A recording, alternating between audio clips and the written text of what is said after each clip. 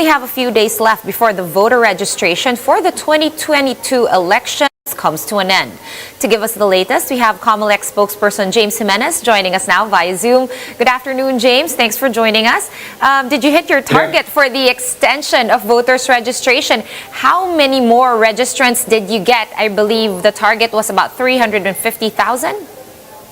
Right. I actually think that we might have exceeded the target. I don't have the final figures in yet, but early indications show that we're closer to 400,000 than 300. So it looks like we really did exceed our expectations even for this extension. Right, so with just a few more days left, of course, it is until Saturday, October 30. Are you expecting more registrants to come in, or have you been observing more and more registrants still applying or getting a slot? Well, there's still more coming in actually, and we expect that the crowds will be getting larger as we get closer to the deadline. Yes, that is the usual behavior. Anything unfavorable that happened during this extension? Well, not really. I think for the most part, everyone was cooperative. There were a few complaints about people not being able to, get accommodated after having stayed in line for quite a long time. But then again, if you look at the number of people that were actually in queue, you'd probably guess that that was the likely outcome. Again, considering the lateness of the hour.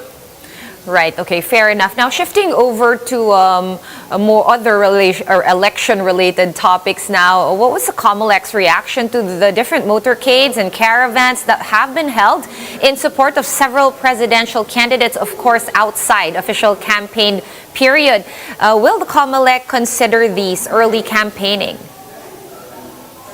Well, actually, the instinctual reaction, of course, is to complain about premature campaigning. Unfortunately, premature campaigning is no longer a punishable offense. So all of these activities, the caravans or the rallies that are being held left and right, all of these are actually legal.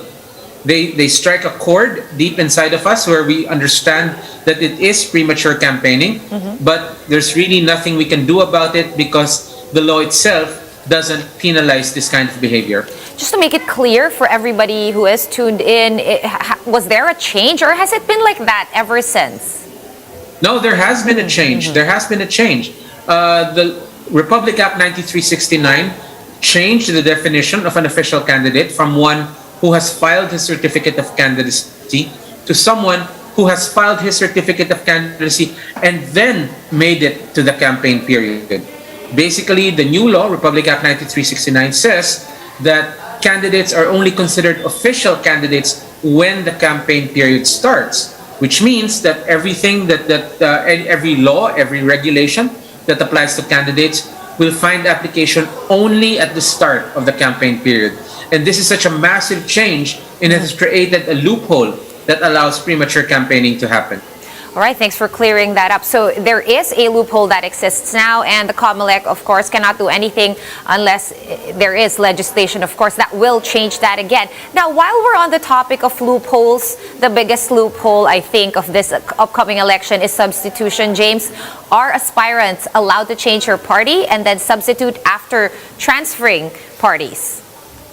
Yes, they are allowed to switch parties. And the reason for that is because we have a weak political party system. Our political party system doesn't really emphasize certain protections that a lot of people have said over the years is necessary, such as, for example, the prohibition against political turncoatism. So right now, people can actually switch political parties in order to make substitution happen. And yes, to a certain extent, that weakness of the political party system is, in fact, a loophole. Right. So with that loophole, regarding that loophole about switching parties, is there a deadline for that, or would that deadline also be November 15, or is there actually no deadline? There is no deadline for switching parties. In fact, you could switch parties even after November 15.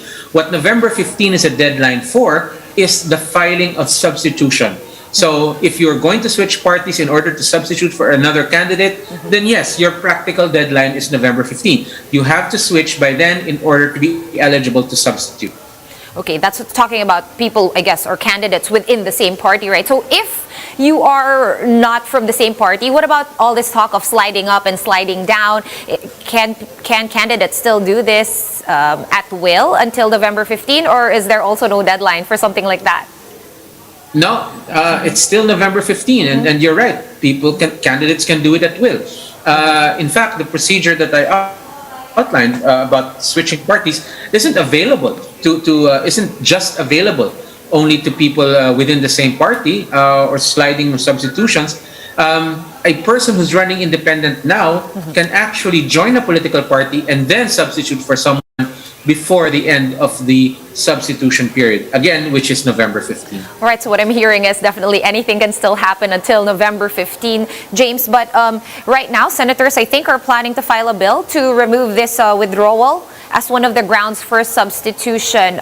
Is the COMELEC backing this move? Not really.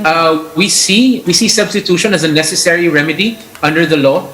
What would perhaps be a better idea is if Congress were to introduce some controls, some sort of regulation, because right now the law is pretty wide open. It simply says that you can be substituted if you withdraw and you belong to a political party. Perhaps additional restrictions could be put in place, again, short of actually removing that right, because that right, we believe, is essential to the elections.